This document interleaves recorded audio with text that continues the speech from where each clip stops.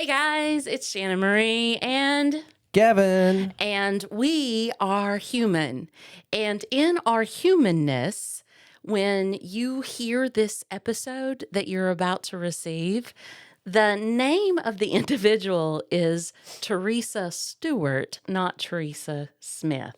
Correct. So to our new friend, Teresa, who we met a couple weeks ago, We apologize greatly. And to our listener, look up Teresa Stewart and the work that she is doing with the Small Church Advantage. That's right. Our apologies.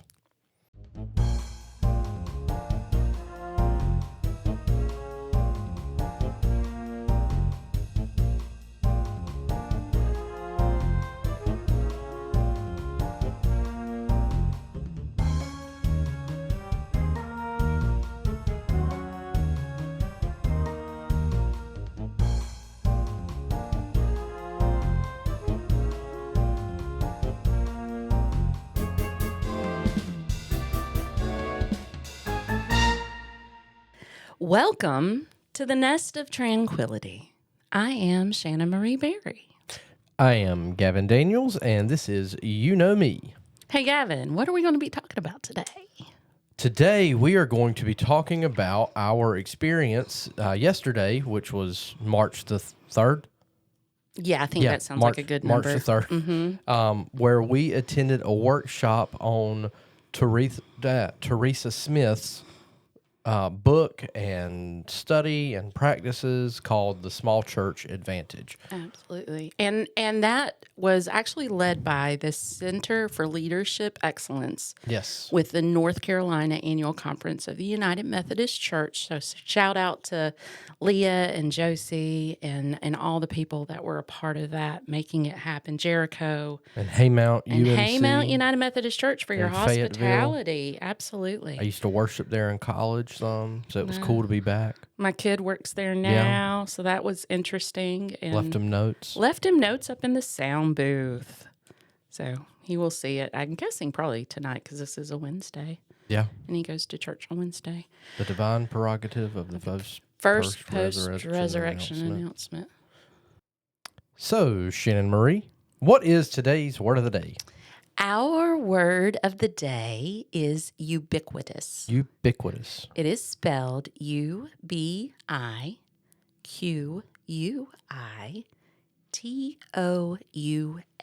Ubiquitous. Use it in a sentence. Our God is ubiquitous. Our God is an awesome God. Is a ubiquitous God. So ubiquitous means basically omnipresent. It can come around. What is the? So you and I also have another word, zeitgeist, but we'll talk about that later. But the zeitgeist of the time, or what is the spirit of the time as it flows in there, is the ubiquitous theme of our zeitgeist. So what is that all-present something that's kind of in the air at this moment in time, or omnipresent when discussing God? Ubiquitous. Yeah. Whatever, ChatGPT. Yeah, thank you. All right, so we went to this conference called the Small Church Advantage. And so talk to me a little bit about why that caught our attention and our desire to go there. Well, with the grant projects that we both are a part of and have been a part of, we work in mainly rural congregations. My grant was written specifically for congregations that are 100 or fewer. Now, there's some wiggle room in that. But for the most part, the churches that I have walked alongside the last couple of years have all been less than 100, not necessarily members on the roll, but 100 participants. Yeah, people that worship regularly or come to a thing on a regular basis. So it's been anywhere between, I'd say the churches I'm with have been anywhere between 25 folks and 80, which are all fit into the small church demographic. And so because that's who we're serving, because those are the congregations we're with and the language that we speak, we went just to understand what it's like maybe not what it's like because I've grown up in the small church, but what it's like to do ministry today and how the small church can be used as an advantage. Absolutely. Because, one of the biggest takeaways that I had from that whole thing, and I knew this, I know it because I have spent my whole entire life having some other not me person explain to me what I'm supposed to be doing or how I'm supposed to do it. And the idea that a lot of these resources that are written about how to do church are written by big church people who the majority of the time have never spent any time in a small congregation, much less a rural congregation. And they write these things, and we as church leaders are invited to go to these conferences and hear these speakers, and they really do a good job with sharing their information. But it's so disconnected from the reality of what we have that majority of the time when I sit in the room with somebody going, this is how you should do church, I, as you will not be surprised to know, will sit there shaking my head the whole entire time because what they are saying has absolutely nothing to do with the 25 people that I have on a Sunday morning at Monk. It's just not how it is. And there's been very little, if anything, frankly, not until I got Teresa's book yesterday, that I have seen somebody that truly understands the small church reality, wanting to tell us and show us and remind us who we are as small churches and whose we are. Yeah. And that everything we've got goes back to this idea of your grant all the time. What do you have in your hand? Yep. And that takes us into a place that we have to be able to understand who we are and not wish that we were something else. Yeah. Because, like you're saying, with the resources, so many things like driving numbers and participants, and not even necessarily participants, but just what was the just metrics in general? Yeah, the metrics. Like church is not metrics. Church is not membership rolls, anything like. But to see this work being done, because I don't remember the specific stat number that defines small versus big church. But I know at one point it was, if you're over 250 people, you're considered a big church. And once you hit that cusp, it's like there are drastic shifts that happen. And so then there's problems where big churches try to act like a small church as far as the number of staff and things like that. But then also you have small churches who try so hard to be the big church instead of looking at who you actually are and understanding, like you said, what comes back to the Thriving Congregations Initiative, where it's, okay, well, what's our story? Who are we? And where are we going? And looking at what we actually have to figure out where we're going. And I mean, I heard something recently that was talking about the average size of a church in the United States is like 60-something people. Well, and Leah did share the statistic regarding the North Carolina Conference of the United Methodist Church, that she shared the number of churches that worship under 100 people and under in regular worship is 80% of the churches. Yeah.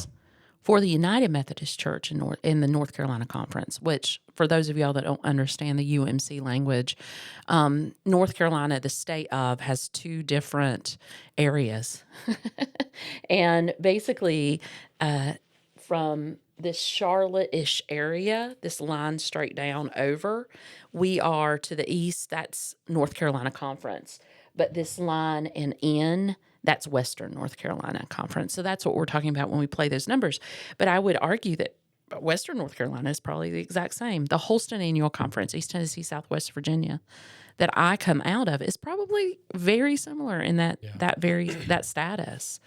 And the idea that every 500 years, Yeah. there seems to be a turnover of the understanding of the way in which religion works within the world, the purpose of religion, all of those things. And we just hit it because we just hit the 500th anniversary of the Reformation. And 2017 was 500 years. So we're coming upon, we're at the cusp of it, really. Right, right. So that was a really interesting thing just to be aware of, that we as small churches are asked not to be anything other than who God made us. Yeah. That we have enough. Yep. Where we are. What's in your hand? These are my knitting needles and my yarn. Hey, Gavin. Howdy. Have you thought about what your 15 might be today? I have, and today we're going to take a more positive and light note on things. My 15 today is none other than spring is about to spring. Spring is springing. Spring is on the verge of springing. The grass is getting green. I was walking across campus earlier, and you could see the little lawnmower tire tracks through the grass, which means one thing. That means grass is about to start growing and is growing. There's life coming back. It's 75 degrees today. The sun is shining. And this means that here in about a month, it's going to be garden season. What does garden season mean to you, Gavin? That means that I get to plant all the random things that I want to plant in my garden, and hopefully be able to tend to them as well as I would like to. All depends on what, life with a toddler allows me to do. What kind of random things would you put in your spring sprung garden? I plant hot peppers every year, and I hate hot peppers. Why would you do that then? Because they grow super well, and I can give them away to people as gifts. And So it feels successful? Yeah. It feels very successful. I see. Like last year's harvest was popping off until like October, November. Wow. It's how I gave Katelyn a bunch for hot vinegar. What? Or spicy vinegar. What is the word I'm thinking of? What is the specific genre of pepper that Cayenne. you grow? Cayenne peppers. Yeah, I'll grow some cayennes. I'll grow some bells, mainly green bell. I've done some other green peppers, tomatoes. Brett loves tomatoes. I don't, so I'll grow them for her. What's her favorite tomato? Cherry. A cherry tomato. Cherry tomatoes. Tomatoes. I usually grow lettuce. And then Lettuce spray. Lettuce is growing right now from where it bolted last year. Oh, yeah? And the seeds are now in just the ground. chilling. Sure. Yeah. And I like to grow squash. I grow corn every year. The stalks grow great. Okay, so squash. What genre of squash? Yellow. Yellow squash. Then spaghetti. I love spaghetti squash and butternut squash. Yep, grew all of those last year. My corn never does well. And then I like to grow sweet potatoes and regular potatoes. I love it. Yeah. So for you, spring is springing. Spring is springing, and it means that I get to landscape my flower beds around the house and around my septic tank. We have those little boxes that sit above the ground, so I've made that into a flower bed to beautify that area, so you don't just see the random septic boxes sticking up. So I get to do all of the planting around there now. So yeah, I'm excited. Thank you. Yeah, it means I get to go to the landscape supply place and buy a bunch of dirt for the garden bed soon. Yeah. It's cheaper to buy it in bulk than it is to go buy the individual bags. I can get a half ton for like $15. 3 bags would cost me that, and that would be like 6 square feet. Of course, I'm going to go buy the half ton. Yeah, you got a truck. You might as well use it. Yep. Lovely. Yeah, that's my 15. Spring is springing. All right. Well, and by the time this comes out, we'll be well into spring. We'll be sprung. Yeah, I'll be close to garden planting, if not already planting. Mm-hmm. Lovely. Maybe I'll be listening to this while I plant. Inception. But yes. But yeah, to look at that idea of what's in your hand, and I really liked how she harped on the strengths aspect, and like really seeing what are the strengths of a small congregation versus that of a large congregation, and how in a small set. Oh, this was the thing. What does she call it? Performance versus participation. Aesthetic. Yeah, the aesthetic. So, is your worship? Is it more performance driven where, say you've got 2 or 3 services and every service will basically to a T be the exact same? Down to the minute or the second, because we use Planning Center in our church, and I'm sure a lot of churches are familiar with when I say Planning Center, what that is. But we have a way to keep time on that printout, even though we are a scripted liturgical space. I don't put times in. Yeah. But in previous churches, I have put times in. I've been in churches before where I could literally watch the screen and watch it count down exactly to when the next shift was going to be. And that was the only good thing was I was bored out of my mind and just was ready to get out of there. And so it was great for me just to know, like, I only have to endure this much more. But you just said endure this much more because it was it was not a participatory situation. It was a performance situation. There was no welcome of you other than stand up and sit down and maybe sing this song or that song. You were not a co-creator in that space. Yeah. And that's another piece is using that co-creator language that in the small church, we have that advantage to use one another as co-creators in that worship space where not that, you want to fly by the seat of your pants all the time, but there is a little more space for spontaneity. There's a little more space for allowing someone else to participate and to do something that day, where you don't necessarily get that in the large church setting because you're managing so many people. And that's something like growing up in small churches my whole life, I've always enjoyed because you get to hear from so many voices in the congregation. And it doesn't matter, we want quality, but what's more important is people's willingness to use their gifts and their voices. We just went over the parable of the talents today in class. But, I can still remember the folks who sang in rotation at the church I grew up in. And like for them, that was their ability to use a gift God had given them.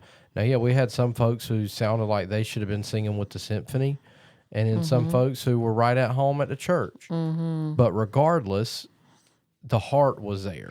They were given the space and the opportunity because I have attended churches in my lifetime that I had to audition to be in the worship band as a vocalist.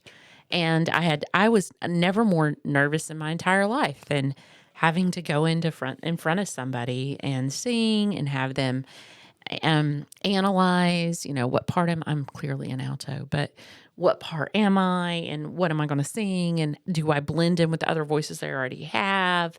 And even though I found a lot of creativity within that particular space, because one of their preludes one morning was Booker T and the MG's Green Onions, just to that was kind of fun. And at the anniversary of Sesame Street, they played the theme song to Sesame Street. Those kinds of things were fun. But if I had to be in that space with them in order to feel like I was a part of that space. And that's the thing, like she was talking about with the small church, especially when you have children with gifts, and they get a chance to share, like the example of the kid who was enthralled with popcorn and knew everything about popcorn. So on what was it, Pentecost Sunday? Yep. They had him give a full demonstration of how popcorn was made, Yep. and tied that into the Pentecost message of how something great comes from something so small. Yep. And he made popcorn for the entire church. But for that child, that's a core memory. And to be able to create those spaces and, again, be co-creators in the moment of the worship, to where it truly is a communal worship, as opposed to just following whatever the preacher says and the sermon and the songs. Like, it invites everyone into participation. And I have a tendency just to be that person anyway. That is, I try to find places and spaces for everybody to be able to do something.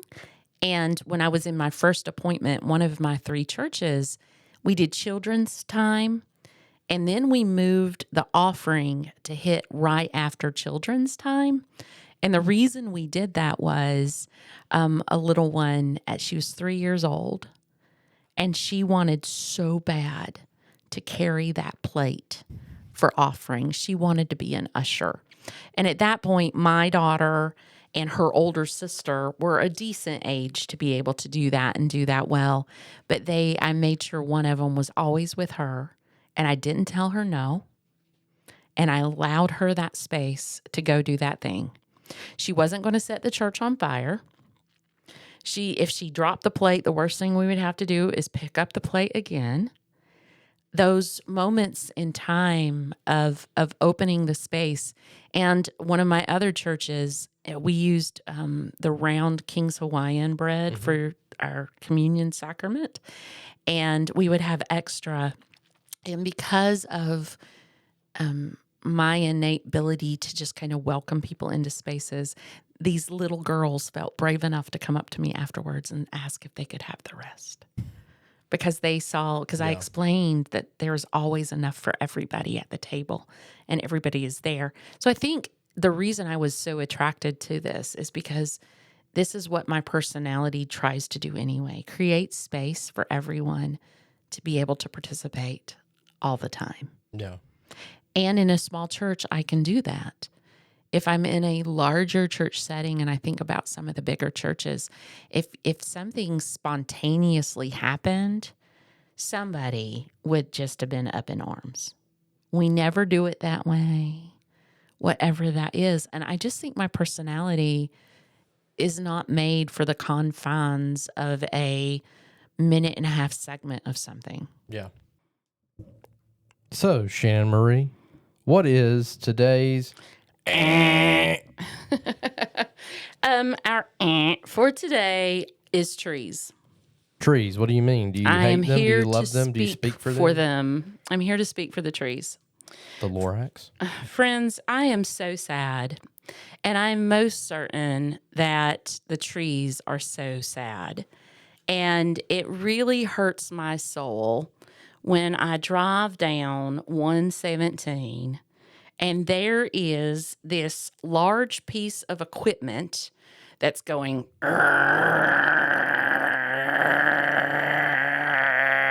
It's literally doing the segment noise. It really, really, really, really, really. You have told me why they do it. I know why they are trimming these trees.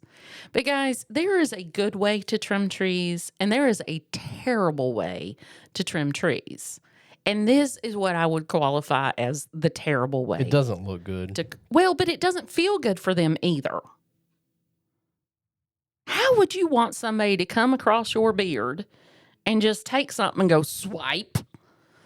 It would feel horrible. And you would cry. I had a pair of hair clippers in college. Right in the middle of a haircut, the clippers just burned out on top of my head and were just yanking my hair. So I had to go to Walmart with like almost looking like a weird. Remember Rufio from Pan? Rufio. From Hook? Yeah. Rufio. It's like my hair looked like the style that he had painted in. And yeah, my hair was all like half of it was standing up, half of it was gone. Yeah. No, but I do. I just feel so tremendously sad for these trees because these trees were there before we were. Yeah. And they were planted there by the creatures of the planting persuasion. God, if you want to get very religious about it. But I feel And through so, birds, I feel so bad about it. coniferous. I feel bad about it. I feel bad for these trees. So that's my aunt today. Yeah. May we have a moment of silence for the trees. Amen. I mean. Okay. Well, in that creativity, she talked about using community gifts and what. Community gifts, like the ones in the church. Yes, and Oh, yes, and that yeah, we sounds talked about that. improvisation. But sorry, my ear itches. These headphones. But like to be able to look at like community gifts or local talents and gifts, as in they talked about in one church how they realized that all the children were in elementary school were playing the recorder. So they had the children bring their recorders and play the postlude for service. Or if they found that, oh, there's an art class at the local elementary school that, wants to put their art on display or wants to paint a picture for the worship service, they would find ways to invite those people into worship, especially because when you bring children into it, then that brings parents, but also like you're not gonna tell a kid no. Right. And so to be able to have those spaces to bring in those outside voices who then they also get to participate in worship. And the story about, the couple that when they got older, or no, the school, they lost a classmate. They brought in a group of kids from the local drama area. Yes. That did a readers theater. Yeah. One day they were asked to come in as drama students and do a readers theater. Yeah. And then they lost a classmate unexpectedly. And so they all, whenever they just needed a safe space to gather and have like candlelight vigils and just memorials. They didn't go there. The important part is they did not attend every Sunday that church. But because they had been invited to come and share their talents one time, they called that their church. Yep. And when they needed that ability for that community, it was the place that they came to. Yeah. Yeah. It was I really appreciated a great deal the lifting up of the fact that small churches have so much to offer. Yeah, because too often in small churches we find ourselves thinking, well, what can we do to grow our numbers? What can we do to be bigger or better? And I mean, there are always ways we can be better, yes, but bigger isn't always better. There are plenty of churches that are 15 to 30 members that are probably thriving much better than churches with 100 plus. And it's not because their budget's balanced or because they don't have debt or anything. It's because of the faithful servanthood that they're living under and showcasing those gifts and being able to create these spaces together as opposed to just sitting back and observing. And that's something else we talk, like just how, because we're in such a consumeristic culture that we want to just go to church and consume and go home. But that's not at all what Jesus has called us to. Jesus called into community. Yep. And that community of, even though they were of similar heritage, the disciples, they all had different backgrounds as far as roles that they came out of. They weren't all fishermen. Tax collectors. They were not all fishermen. No. I think that's a misconception at times. But I call them a motley crew of this idea of a group of people that may not have normally gathered together and done something together and used their own skills. The Breakfast Club. Oh, that's a good movie. But yeah, to bring your own skills into that place and space. So Jesus already started that idea. And it wasn't a question of being someone you weren't or someone you weren't equipped to be. Jesus asks you to be a better version of yourself. Yeah. And I Come think as you are, and let me bring you where you need to go. and the small church relationship allows you to do that very well, especially when you start leaning into those local talents and gifts. And quite literally, you may have somebody that was professionally trained vocally, and it's beautiful. And when everybody's just like in awe every time they sing, but it's not necessarily a circumstance where everybody has to be that good at it. Yeah. Everybody is welcome, and we're facing that right now with Monk Memorial. We've hit this this opportunity for us that we brought before our staff parish relations committee. The pianist, myself, and the chair of SPRC, we all came and brought them together and said, "Hey, the comment was made to us that there are individuals in this community that want to come to church here, but they want to sing in a choir." Well, my response when I heard that was, "So you make a choir?" Yeah. So that's not hard because we already have a beautifully trained worship leader. She's a graduate of Campbell. Carrie Clayton is her name. She's a graduate of Campbell University with her Master of Divinity in Worship Arts. Hello. She has, she's originally an OFWB girl. So those are where her roots are, but she has become United Methodist in this process. And she and I work very well together and have that same understanding that when God presents to you an opportunity, it's not a problem. Now, when we lifted this up to our SPRC, there was this big, one of the main concerns for them was, well, if we only have 25 people in worship right now, and if 10 or 15 of them want to sing in the choir, then we don't have people sitting in the pews. And my response to that is, so what? Yeah. Have them sing our opening hymn with us, have them sing their own anthem, and then go have them sit down. Yeah. Because frankly, I don't want to preach off to the side anyway. I'd rather preach forward. But you move. And in this small space, it's quite all right to do that. Did you watch the Andy Griffith show? Yes, growing up. Did you ever see the episode where they have the community choir and they keep trying to keep Barney out of it? I do believe I recall something to that. Your memory is really weird like this. He's singing like really flat, off key. That's correct. Yeah. And so they try to keep practicing without him. Which is really funny because that man could actually really sing in real life. You ever heard Gomer Pyle sing? Yeah. Yeah. Wow. But it reminds me of that where Barney did not have the best singing voice, and they kept trying to practice without him and sing without him. But for Barney, that meant everything in the world. Absolutely everything. And I've been in churches and worked in them where for those folks, it's like, yeah, there may only be 6 people in the choir, but to have the space and the ability to use that gift. That's their gift. And it's not for performance for them. It's literally like that is the way they connect to God and connect to the church. Yes.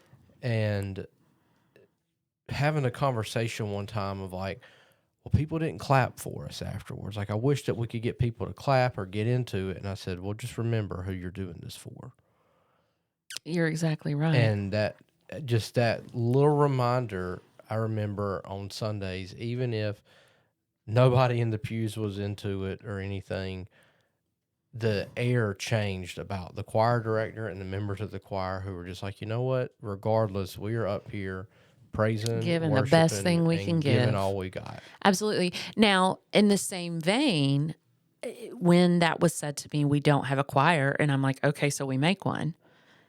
If they said, we don't have young children, we need a nursery, my response wouldn't be, okay, so we make one.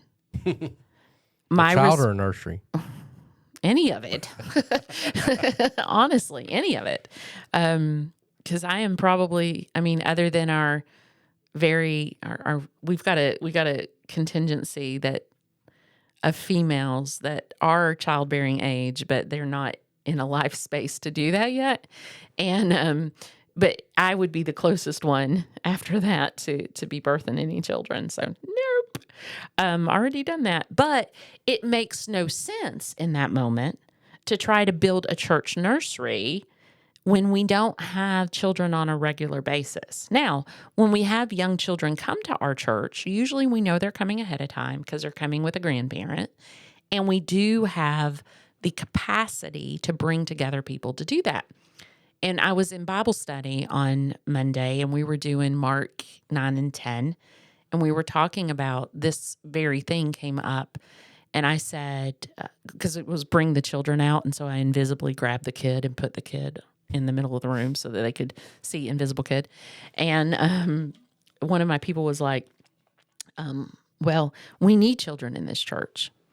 And I'm like, I appreciate your thought process, but we don't have the capacity for the children in this church at this time. Doesn't mean it won't come.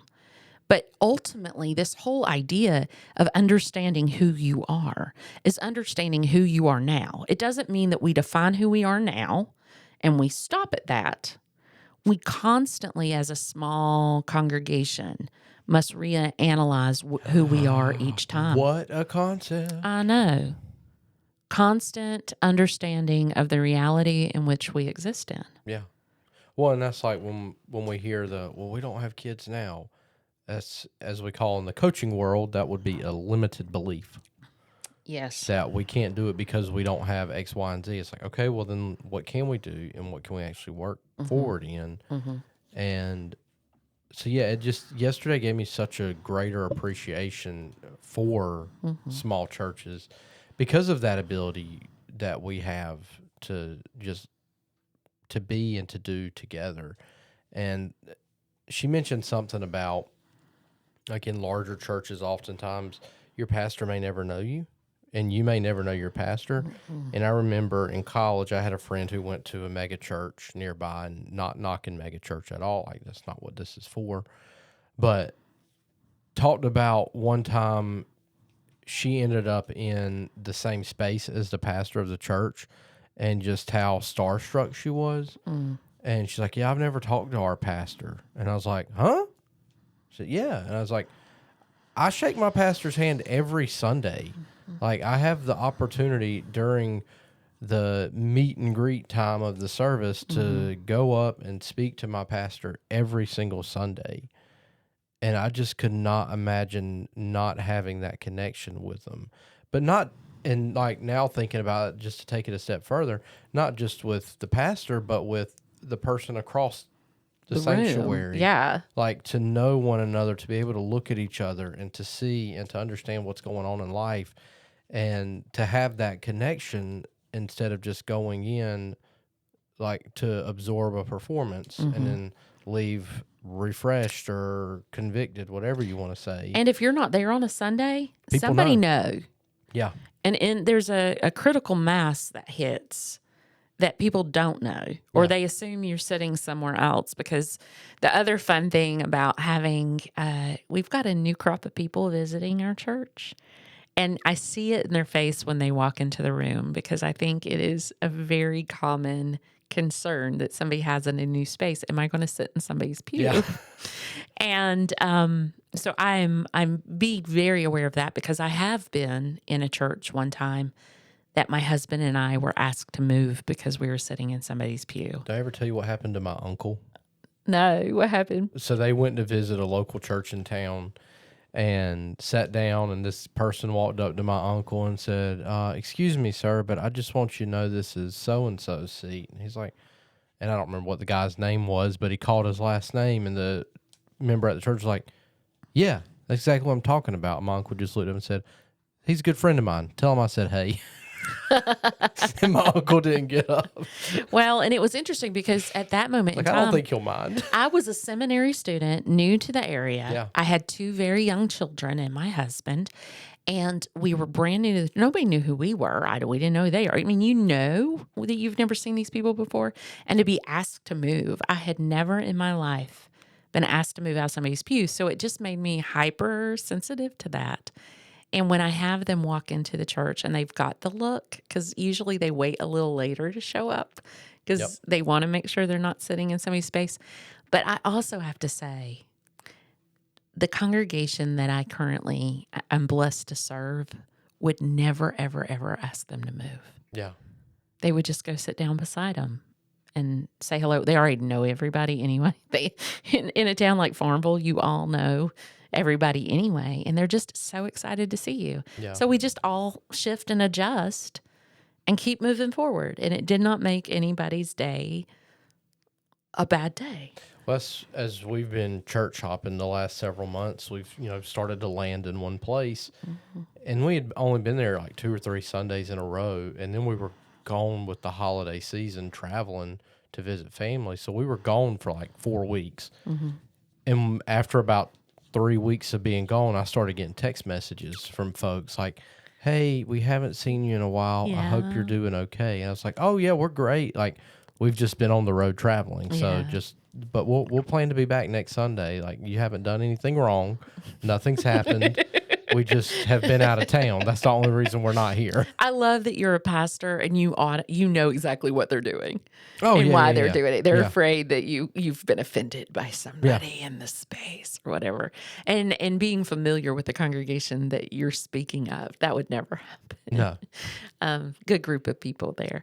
But it is one of those concerns that people have about where can they find a space to fit in. And I've even been taking her idea of altar creation and getting a box, because I know what this week's What's in the box? No, is taking this week and because it's a Samaritan woman at the well and a couple other texts. And my church has already heard me preach the Samaritan woman because I did the Women in the Bible series, but I have a way I'm going to tell the story this time that's works with my breathing, trauma-informed ministry, that kind of stuff. But I do want to give them space to decorate the altar and put the things on the altar that represent the story. So I'm in the process right now of thinking in my head about that and inviting them before we do our call to worship. So do the announcements and then invite the people that have taken pieces of the altar to come bring it forward and create that design. So I'm really excited about that, just to get extra movement in the space. I already, because she also talked about conversation and I already typically preach a sermon where it's participatory.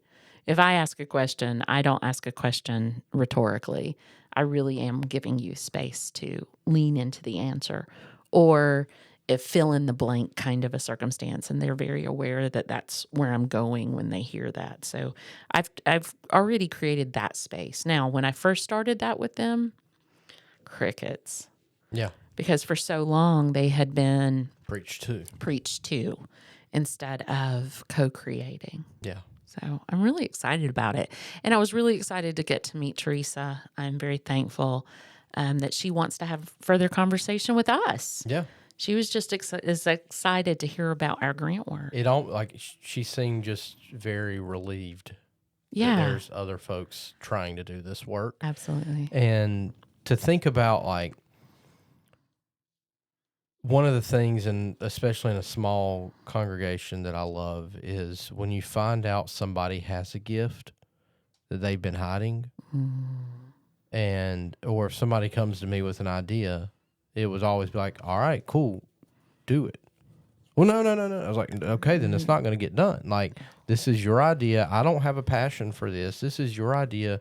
If this is what you want to do, and you feel the Lord leading you, do it." Now, 98% of things, and that's probably lowballing that there, never happened because of that. But yeah, it does allow, like in that co-creation, you get that engagement and ownership of the ministry of this is what we are doing together, and then to kind of tie it back in again with the thriving congregations, it takes everything off the shoulders of the pastor, and the vision becomes the vision of the people, and not just what the clergy person up at the top is saying, but it really becomes what the work of the people has become. And it just, you don't get that in every space. And as much as sometimes I would like to just go sit and be a number, my heart has to know the people that I'm worshiping with, and I like to be able to look across the room and see your face, whether your face looks good or bad that day, or if you're hiding something, whatever. I want to be able to see you. And yes, and not just a I saw you kind of circumstance, but a true being able to connect with in that seeing moment. Yeah. And that's the beauty of small church. Yeah. I'm thrilled to pieces. Not that big church is bad. No, not at all. In our context, we're surrounded by way more small churches than we are big churches. And so we want to help encourage the small church how to thrive and live into who God has called you to be as you are. Absolutely. Just so it's not gross. Okay. So it's not gross? This is going to be gross. No, it's not. It's going to be great. Okay. You want to count this one in? Yeah, I hope that goes in there, that line. So it's we should just run the segment fully without the break. So, Gavin, for today, no. Will it mustard? No.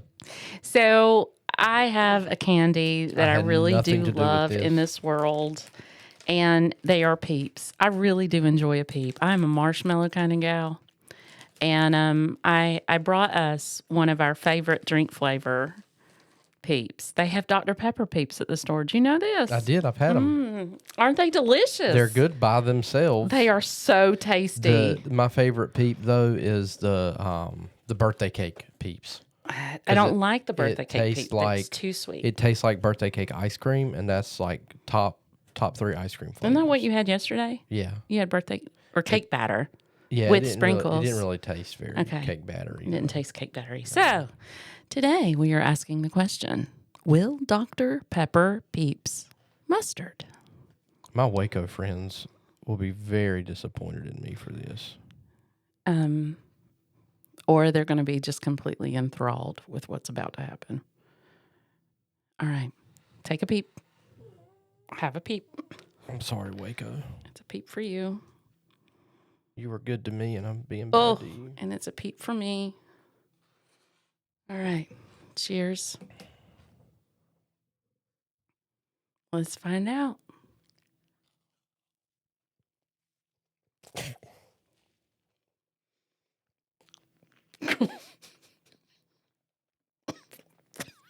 No. No. No. No.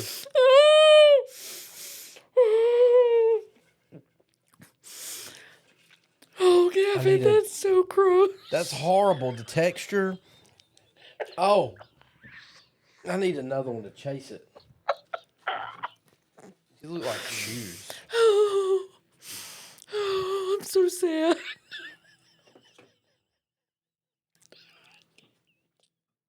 I'm so sad. Me. Help. Have you seen that meme where the little girl has the wasabi and she goes, wasabi, help.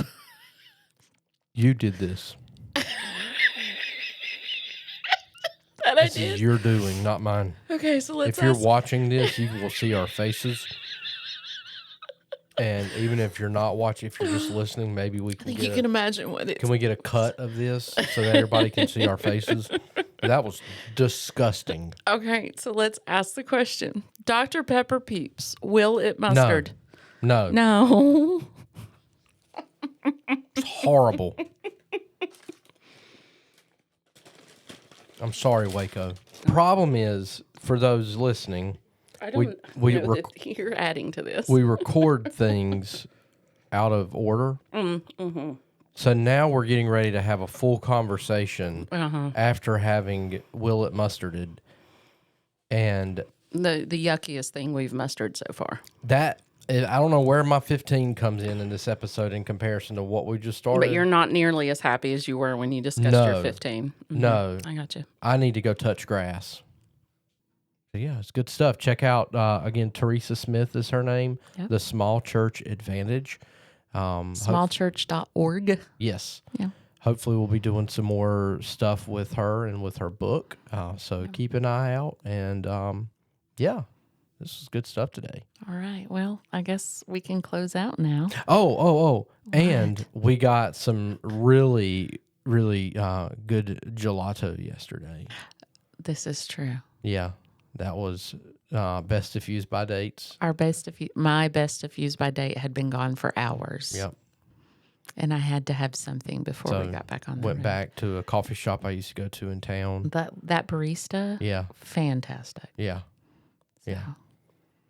Well, So that was about, yeah. that we was had our a day great, yesterday. We had a great workshop and then Yeah. ended it with some gelato. yep. And for those of you all who view this on YouTube, our space is going to be undergoing a slight transformation. Mm-hmm. So we'll have to do another episode on that, Yeah. So, on the room.